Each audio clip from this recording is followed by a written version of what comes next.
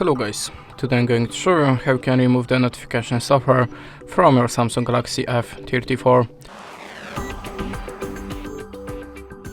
So if you have spamming pop-ups or when you try to visit inside or just spamming alerts in your notification bar, that means you have a notification software, and you can try to remove it by two ways: system settings and antivirus app.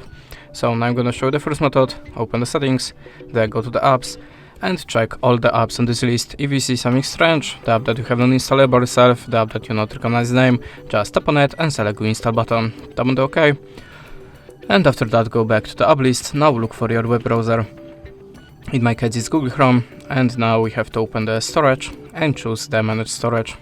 Tap on the clear data and choose OK. After that your web browser should be free from notification software. But if you still don't have this problem,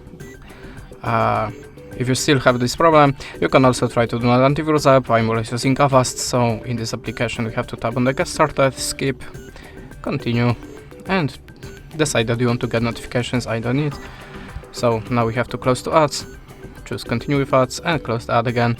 Now tap on the green circle, and after the scanning process all of the unwanted software should be removed from your phone.